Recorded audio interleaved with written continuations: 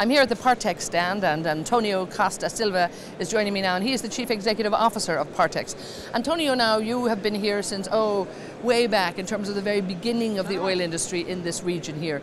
Maybe not you personally, but PARTEX has been here for a long time. Tell us about that. Yes. So our founder, Mr. Carlos Gulbenkian, came to this region in the first decades of the 20th century. He was a strong believer on the potential for oil and gas production in the region. So he spent all his life trying to craft partnerships in order to work with the local authorities and international oil and gas companies to develop the oil industry in the Middle East. So we are here after 75 years. Wow. You are right. What a fabulous history for a company like this to have here. So very much, you've really seen the development of the industry, the growth of the industry, and really stood side by side with, as you say, your partners here. Tell us also a little bit about this. You're here at this conference now, but you, of course, were one of our keynote speakers for the opening session here. How important was that opening session and the plenary session that you participated in? I think the opening session was very important because it was a kind of sharing of experience, vision, of the industry about the growth opportunities in terms of the future. Of course, the industry, as you know, is very dynamic, is evolving continuously. We have strong technological challenges, but with a vision about the future key issues, we can address these challenges and continue the development of all these activities. And I think the plenary session responded to that. And of course you would know all about partnerships in this region too, and that was one of the themes very much of that plenary session, because if anybody's been a partner in this industry, you certainly have too. More than ever now, do you think that partnership is the key way between the IOCs, the NOCs, and indeed the service providers? That's what has to happen from now on. I think so. If you look to the history of the industry, partnerships are the key for success. And PARTEX, we have inherited this in our genetic mark, how to craft partnerships, how to work together.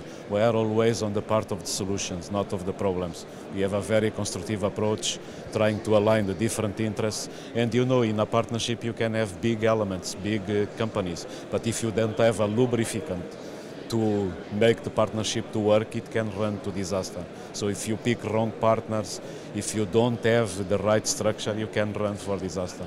And this was avoided in the region, at least in all partnerships they are running for success, and we hope that this will continue in the future. Well, that's good news to hear. And tell me, what about maybe new partners you might have been meeting here at the conference and the exhibition here at ADIPEC 2012? How has this show been for you? No, this show is fantastic. I have been in ADIPEC in 1984, the first session. It was in a small room in Intercontinental Hotel. And I was a speaker with Ali Jarouan. Ali Jarouan was an organizer and also a speaker. And when you look to the evolution of this event, it's extraordinary. It's in a sort of mirror of the oil and gas industry also in the Middle East. So it came from nothing to develop in a worldwide event recognizable by everybody. And you see the number of companies, the interactions, the level of the speakers, the organization, and you have done quite a good job pulling also all this together with ADNOC, with the other partners. I think it's a fantastic achievement. And also, of course, ADIPEC now goes annually. Do you think it's it's almost like come of age that it's time for it to go annually? Are you excited about that? Yes, I am excited because you have not only oil but gas, and I know the theme for next year is gas. And this is another example of PARTEX strategic thinking, because when the governor of Abu Dhabi launched the gas companies in the 70s, gas had no much value.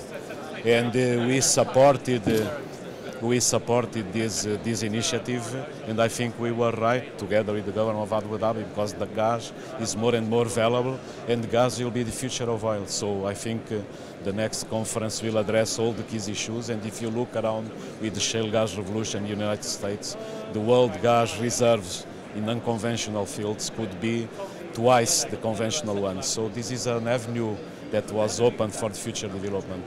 Now, of course, at this conference too, they added a few new features. We have the wonderful museum, and we also have the Middle East Petroleum Club, which I see you're one of the founding members of here.